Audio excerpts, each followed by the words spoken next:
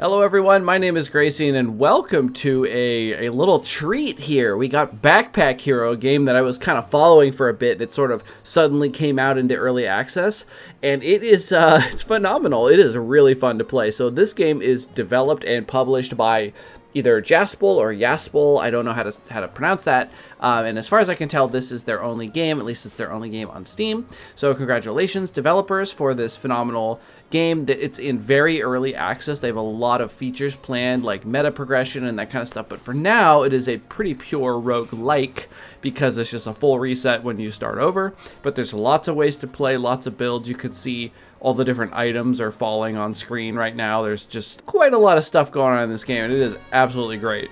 So this game is about characters going dungeon delving, and their inventory management is part of the game.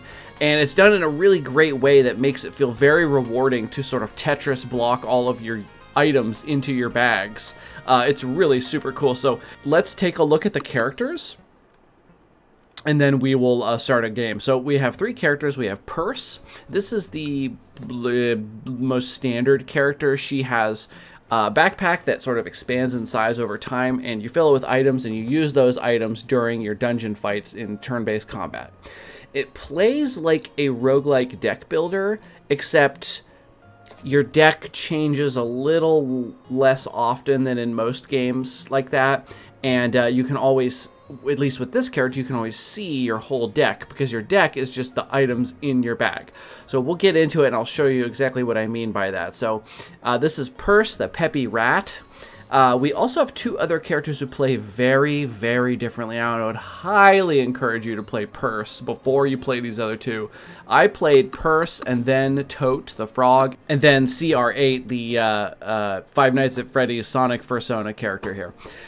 So Purse has the standard backpack with the different items in it, and then Tote has a smaller backpack but has a magical portion of her bag, and she draws cards almost more like a standard roguelike deck builder where you like draw cards and use them each turn, and then at the end of your turn they're discarded. But they also go into her bag. It's very hard to explain without seeing it, so we're gonna not talk about Tote in this particular episode. And then CR8 is really cool. CR8 has a or crate maybe. Actually, that's kind of funny because it's carrying around a bag.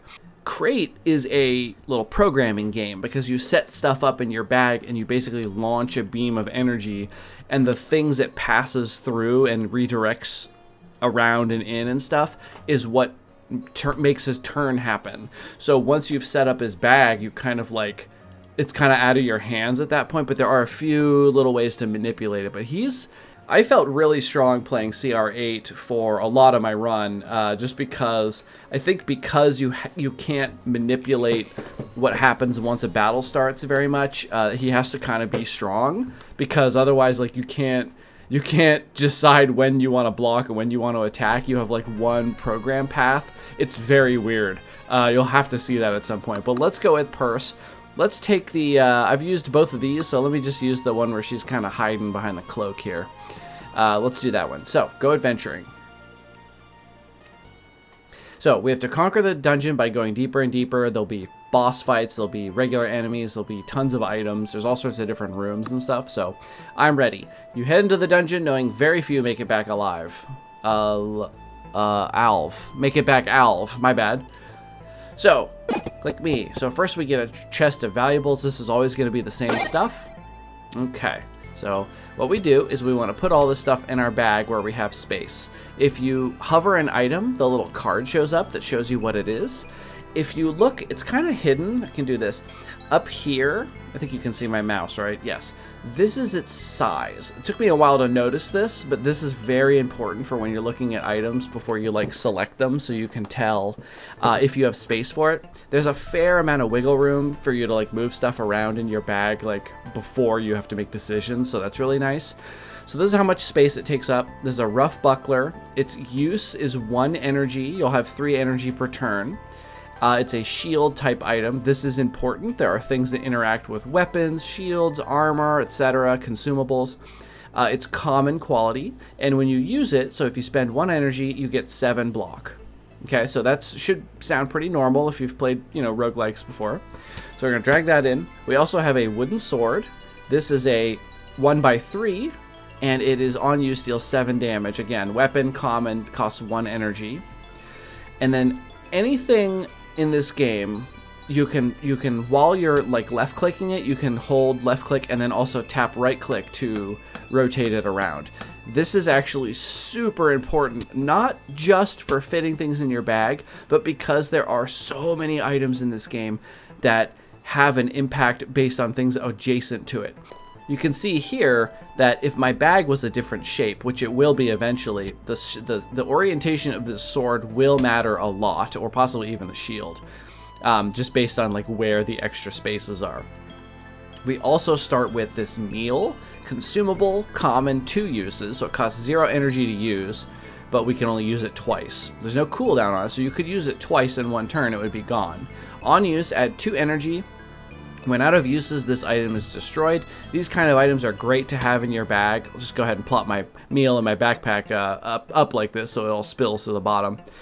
These will save your butt. So when you have 3 energy and you can only like block, once or twice and hit once, this will let you do a lot more stuff until it's gone.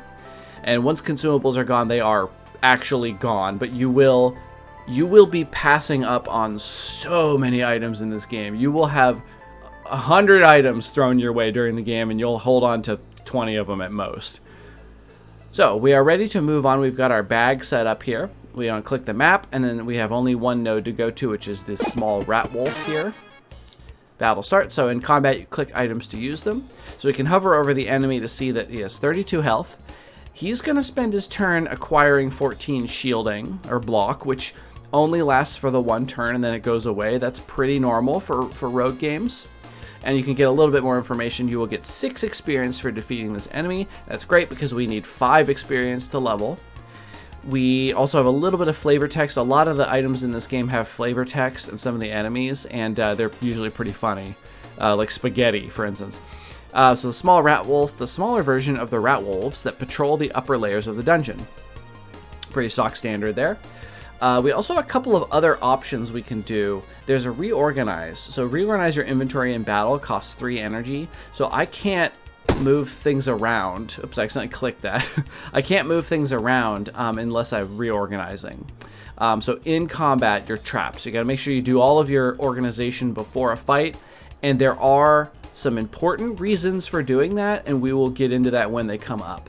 The other option you have is scratch. You can pay 1 energy to deal 3 damage. So this is if you run out of weapon uses or something happens and you can't attack and you just need to do some damage. You've always got a scratch option, so you're never completely out of luck, although if you're out of defensive options, you may actually be out of luck.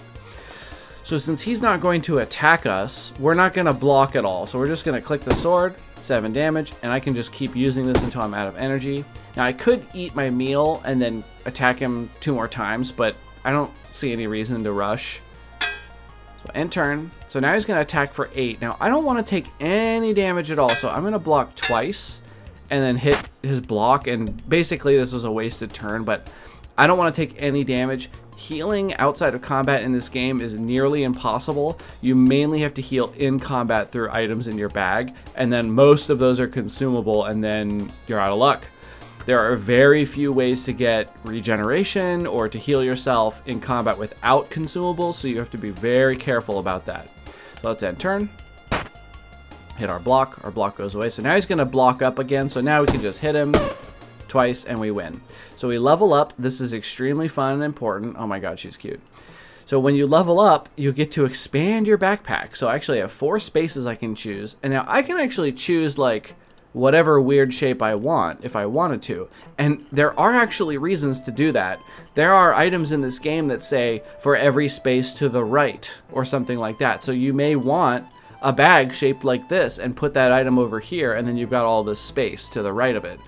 Very weird, I know, but it's actually super helpful. So for me, what I think I'm gonna do is actually start with a 2x2 over here, and I'll be good with that. You also get items after basically every fight. We get all this stuff. We can take up to 3 of them.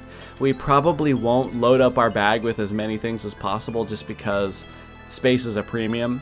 I have to keep this until I get another shield option. There are way better shields. There are definitely way better swords, but I've noticed this starting shield is actual garbage compared to basically every other defensive option. There's also coins and mana in the game. So coins are kind of a no-brainer. There are shops and other ways to spend your money. I even had a weapon at one point, a legendary weapon that cost money to use instead of energy. It was very powerful, but I did bankrupt myself. So let's take a look here. We have a Shiv. This is a common weapon, can be used one time each turn, deals only 2 damage, but it costs 0.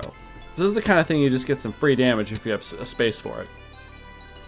Here is the flower. If you use it, it's a consumable. You give yourself haste and weak to yourself. And then this item is destroyed. So this is a way to sort of buff yourself, but then you'll also have weakness. And weakness means you do less damage, so you gotta be careful with that. Here's a bow. This will let you fire arrows as a basic attack. Now, what you need to do is have arrows, and we don't have one yet, so I may not take this. On use, fires the first arrow in each row to the right. So for instance, if I had this here, and then I had arrows, and they're long, they're like 2 or 3. So if I had an arrow like this and like this, when I click on the bow, it would fire both of those arrows. There's also like long bows that are like 4 tall, and you could just load up with arrows, click that, and just unleash hell on enemies. I really want to do that, but I haven't managed to get a bow up and running yet. Same with magic, actually. There's a lot of cool magic, but it is space intensive, and I have not had the bandwidth for that. Let's leave the bow. We have liquid armor, consumable, on use at 25 blocks. This is a good way to get a ton of block one turn if you're in danger, or you want to spend it on attacking a different end if there's like more than one enemy. That's a good one to keep. And then we also have this weapon. It's pretty terrible.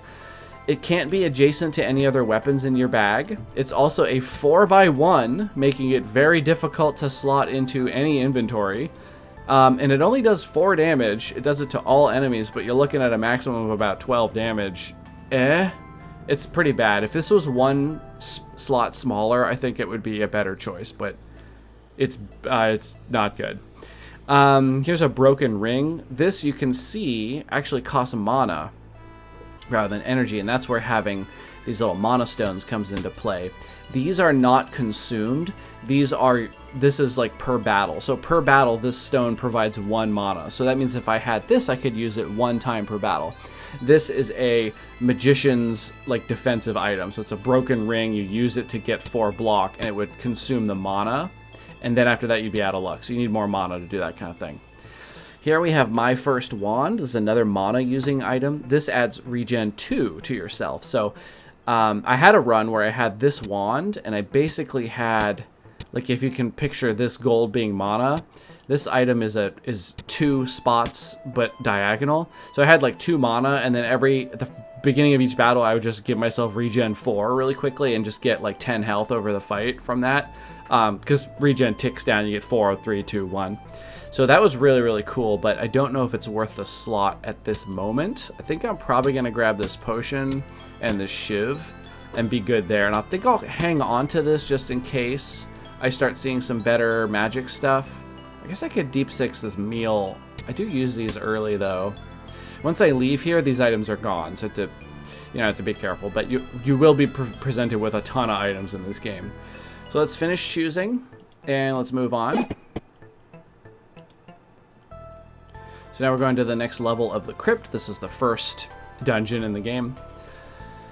Okay, so we go to the map and we can see we have all sorts of cool stuff coming up. So the skulls are battles. You can't get past a battle room without doing it. So you can, like if I was here, I could go over this event without doing it. Most events and things in the game are good. I've played a lot of roguelites and roguelikes where it's like you almost just kind of want to avoid anything that's not a fight or like a known entity because the consequences can be so bad. But this game are almost all positive. I would say it's basically always worth going to an event. And usually you can back out of them. Like you don't have to do whatever's there. I don't think I've encountered anything that forces me to do something yet. So the skulls are battles. The stairs is the way down. These gemstones are chests of valuables. This is where you go to get like just open a treasure chest and get like a bunch of stuff so you can just get some stuff. This requires a key. It looks like a little cross or a gravestone or something. This is actually a keyhole. So you can find keys as items from enemies or in treasure or whatever. And then you can use those to unlock usually more treasure. But like in this case, there's a healer back here that would cost you money. Here, this treasure is gated by this key here. And sometimes at the end of a boss, there will be an alternate route after the boss if you have a key as well. So you might think about that. So you can see you can go here and it'll be like, you need a key, but I don't have one to select, so I'll just never mind. And you can come back later. You can move around freely, which is really nice. Like I can just walk around. It doesn't do anything. So let's go to the battle. So here we go. So in this battle, we're going to have... Okay, this is interesting here. So this little guy here is a muskrat brigand. Now, this guy is cowardly. So if I kill the bee, this guy will leave. And then the battle will be over. If I kill him first, I can get the experience, which I do want. But the problem is that this guy's going to do something really annoying. He's going to add a curse of honey. Now, there's all these different curses in the game. Curses have a size, so they'll be like 1 by 2, sometimes even 2 by 2, and then if you have to put it in your bag and keep it with you. Sometimes you can use them up right away at a cost of like energy, but they do something bad like for you, like it'll help the enemies. Sometimes the curses sit around in your inventory and take up space until you can figure out a way to get rid of it. Those ones are the worst. You can also choose to not take the curse, but then you take flat damage and it does go through your shield if you have like block up. So curses are just always bad. There's no good way to deal with a curse. What I could do in this case is actually kill this bee and end this fight without getting a curse, because I can deal 7. I can just kill the bee now, and then this guy will flee instead of attacking me. I would just lose out on this experience, but I don't want this curse, so I'm gonna go ahead and do that. So I'm just gonna kill the bee and not deal with it. I can stab him, doesn't really matter. Now I do wish I'd had that experience, but you know, I really don't want to take that damage for free. Aha! Okay, this is awesome. This here, this is the slat shield. On use, add 8 block. This one adds 7 block, so way better, right? Well, guess what? This is a 2 by 1 instead of a 2 by 2. So it's a better shield, and I have 2 more inventory slots now, which is fantastic. I have another wooden blade here. Wooden sword. Now, wait a minute. These do the same amount of damage, but this one is smaller, so that's way better. Here's a consumable that does nothing. That's an interesting item. There's I had a run where I had some kind of legendary item that made things stronger based on how many consumables were around them, and it was really interesting. I'd fill my bag up with stuff like this that doesn't even do anything, just to make my weapons stronger. Here's a key. Here is a stake. Now, I've never seen a stake before. 1 time each turn, 2 uses at 3 energy. Oh my god. But I can't take that. And like I can only take 3 items. Honestly, for each space above this item gets +1 block. Now that'll give me free block like every turn. So it's probably a good one. Can't take anything else, unfortunately, so I just have to leave, which is fine. I'll find more stuff. Okay, so we could go do an unknown event. We could take that key. Oh no, we didn't take the key. We could go to this forge. I'm gonna skip the forge. The forge is you spend coins to like buff your weapons and armor and stuff, but I have a garbage blade and not much money, so there's no reason to go there. So let's go to the event. Aha, another adventurer. You discover a rabbit in a witch's hat. It's a bit too big for her, pushing her ears back. I've been learning all about magic. It's really amazing. Are you learning too? 5 gold to buy a wand. No, thank you. I don't even have 5 gold. And even if I did, I probably would get that starter wand that I passed up earlier, so I'm good. Alright, so let's do one more fight, and then we'll probably call this episode here. I'll probably keep going with this. I'll probably do like a full like run of this game rather than just an NGG. This game is really, really fun, and some of the combos you can get by the late game are insane, where you're using like 4 weapons, refreshing their uses, using them again, still have energy left over for something else. There's a lot of really cool passive legendaries and stuff in this game too. I can't wait to see what I can find in this run. So let's go to, here's a Lil B and a Brigand again. Here's a Vole and a Lil B. Let's do the other Lil B. I'll show you what the curses look like because I have a spot now. So let's fight this guy and get the extra experience. Now the reason I have 2 block already is because my boots will give me, for each space above this, this item gets +1 block. So each turn adds 2 block. Now it does not count, like it's not 4, it's just the 2 spaces above it, unfortunately. It'd be really great if it was all 4. So we do want to shield up once so we don't take damage. 2 energy left, so we're just going to hit the Muskrat, and then we've got the free 2 damage Shiv we can use once per turn. So now we get this curse. Now I have to put this in my bag or take 2 damage. Now that's not too bad at this point, but it does add up, and later on, like I got one in a run earlier today, it was 17 damage if I didn't take the curse. And I had 45 max health. 17. Awful. So what we want to do is Curse of Honey. Curse, common. Each turn add 2 slow to self. That will lower my block amount I generate. If you use it, it's destroyed and it costs 1 energy. So what I'm going to do is put it in my bag, finish reorganizing, start my turn. I get 2 slow. Now I'm going to use this to get rid of it. And now I should generate less block by 2, unfortunately. So if I block twice, I'm going to take 1 damage. I'm comfortable with that. I'd rather not use one of these for that.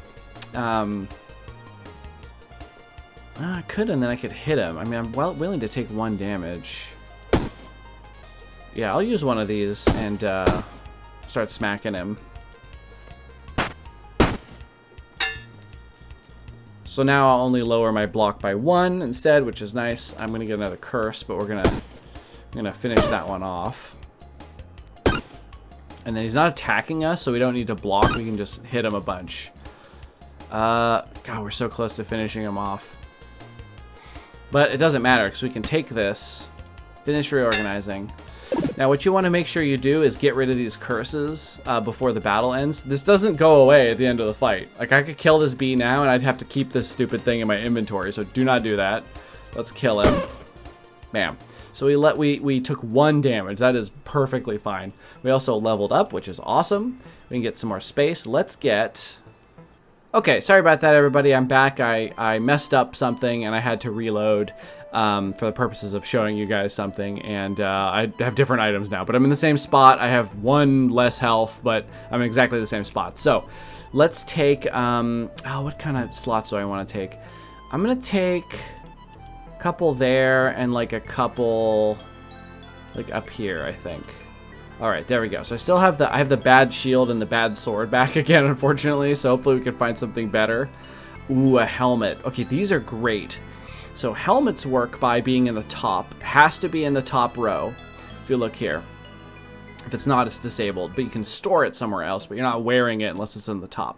Each turn it adds 4 spikes and 1 block. So that means spikes means if I take health damage, it means they take damage equal to the spikes, which is really cool. Preferably you don't take health damage at all, but if you're going to, you might as well hurt them back, right?